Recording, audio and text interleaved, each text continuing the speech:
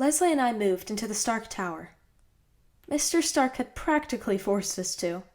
He said that while Strucker was out there, we would be safer in the tower. So we got settled on the 54th floor. It had a lovely, huge apartment. I swear, walking from my room to the kitchen could be considered daily cardio. I didn't mind leaving Hell's Kitchen. Even if Daredevil looked after me from time to time, I had never felt completely safe there. Living in the nice part of Manhattan was a welcomed change. Daredevil had slipped a note in my bedroom the same night Robert came to my rescue, saying that he had found out who was responsible for sending Rick Butcher and his guys to the hospital. It had been one day too late. I often wondered what would have happened if I had found out before then. Would I have had Robert arrested? If so, who would have saved Leslie and me? Would I even be alive right now then? Weeks passed.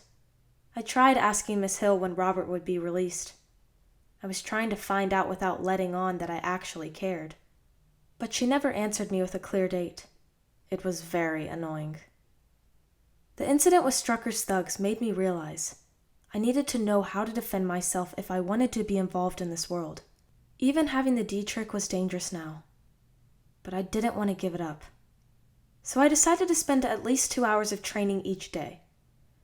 It was one of those decisions that seemed great when I was going to sleep, but the next day, when I was in the gym ready to work out, I realized I was stupid. Still, I endured and surprisingly made progress. I wasn't anywhere near any of the Avengers level, but I could throw some punches that could actually hurt. And most importantly, I learned how to deflect them instead of stopping them with my face. I thought that would be useful, knowing me.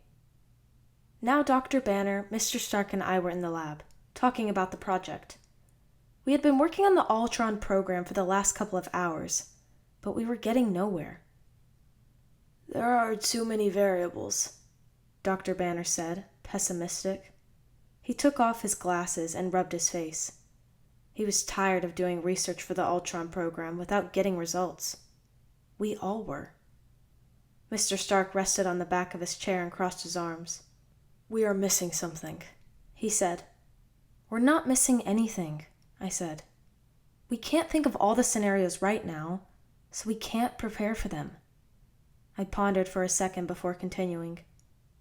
But if Iron Man was there when it happened, he would be able to consider them at the moment. "I think you are forgetting that the whole point of this is me not having to work that day," he reminded me. "I'm aware," I said, holding up a hand so he would wait.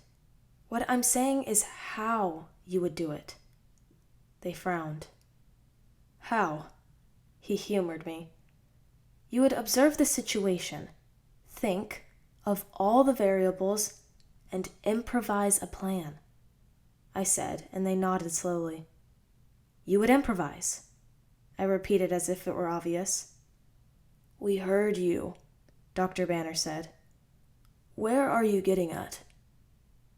"You would improvise because you can do it. You are intelligent," I said, and Mr. Stark smiled smugly, taking it as a compliment. "Don't," I interrupted his moment of glory. "We need the Iron Legion to be able to do exactly that. They have to improvise at the moment. They have to be intelligent." I finished as if it were obvious. "You're talking artificial intelligence again," Dr. Banner concluded. I nodded eagerly. I so wanted to roll with my idea of AI. It was perfect. It was just what we needed. "It would take us decades to work it out," he added. "We already talked about it." I nodded again. He was right. "Let's get to it," I said excitedly. I was actually willing to work years for this. Mr. Stark was silent, staring at the floor. I knew instantly what he was thinking. He was going to pull the plug on the project. "We should think of other alternatives, Tony," Dr. Banner said. "We can make this happen," I said, getting up. "We thought we wouldn't get to the moon until we did," I tried to explain quickly. "Or the internet. Who thought we could ever connect in some seconds with anyone on the planet? Not to talk of the Iron Man." Mr. Stark stopped staring at the floor to spare me a glance. "We keep surprising ourselves, boss," I begged. "We think we can't make this happen until we do." He actually thought about it. I could see it in his eyes. But the little spark of hope I had flared in him faded just as quickly. "Sorry, kid," he said. "This was just a fantasy. I'd rather have you on a project that we can actually finish." He stood up and left without another word. He had given up on this and didn't want to face it anymore, so he just left.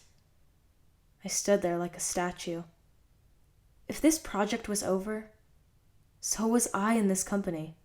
I didn't want just another project. The only thing that was pulling me out of my bed every day was working on this. And Mr. Stark had just set it to flames.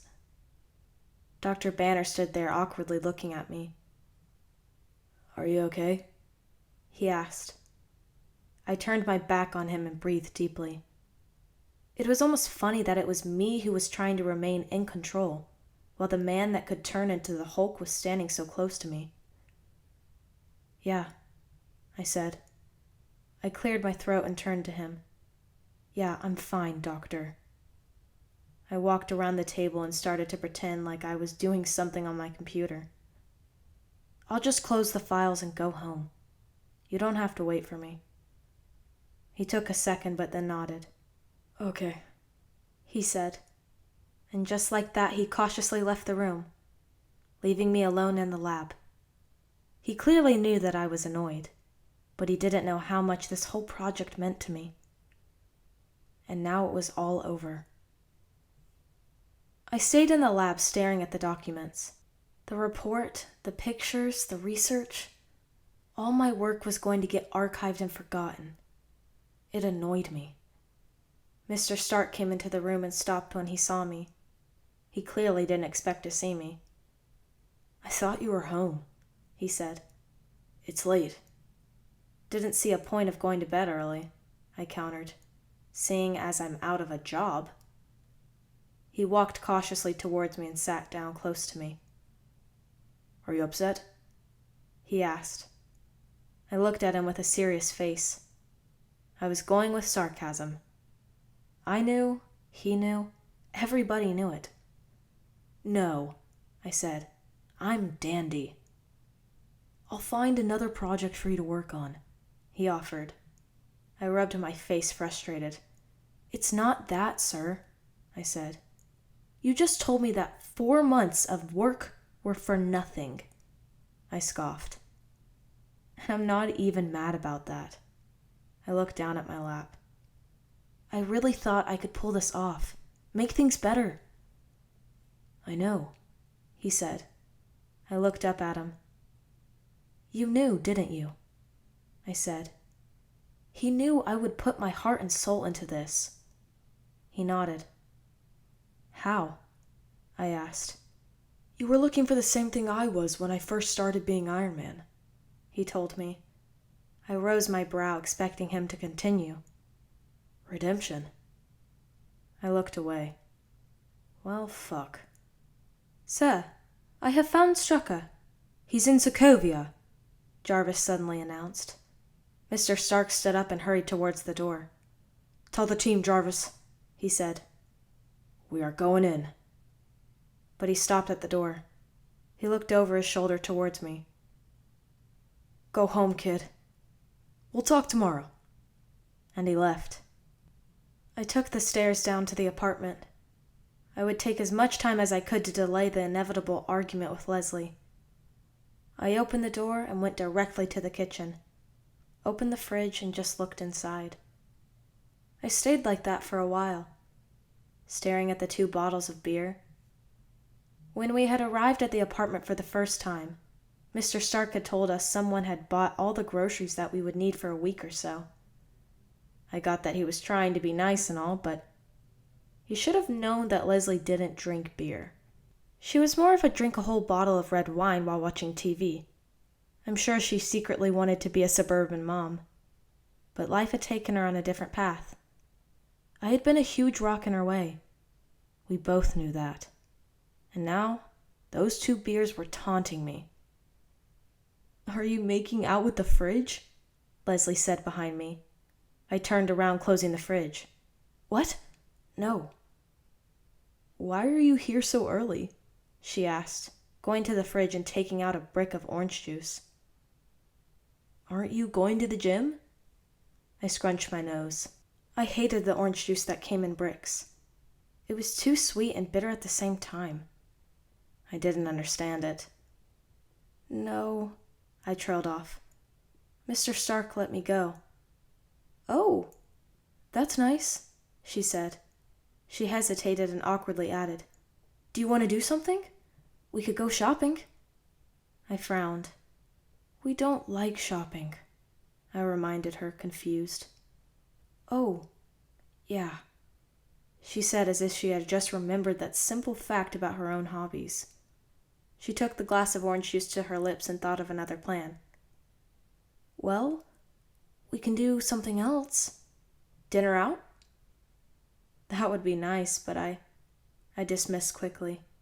No, Mr. Stark let me go. As in he shut down the project. She set down the glass on the kitchen aisle. Oh. Then she went around the aisle to where I was. Look, Les, I said, rubbing my face. I really don't want to fight. I'm not in the She hugged me. I froze. I'm sorry, she said. I didn't move. I know this meant a lot to you, she continued. I relaxed a bit. Yeah, I whispered. She broke the hug and stared at me straight in the eyes. I'm really proud of you, she said. You've changed a lot these past few months. I frowned. I'm serious, she said. You've been working very hard, and I see you're trying to do better. I'm really proud of you. My heart started to pound. I didn't know if I was tearing up, but I tried to hold whatever emotion was about to overwhelm me. I haven't changed that much, I whispered. But you're trying, she said. And if you want to keep changing, you can. You can be exactly who you want to be. I stared at her for a moment and finally nodded. She squished my shoulders and started to walk out of the room. Why don't I order something and we watch a movie together? She said when she was at the entrance of the room. I nodded. Yeah, I said. Yeah, that would be nice. She smiled and left. I breathed out.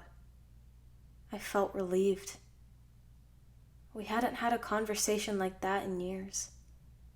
It felt so good.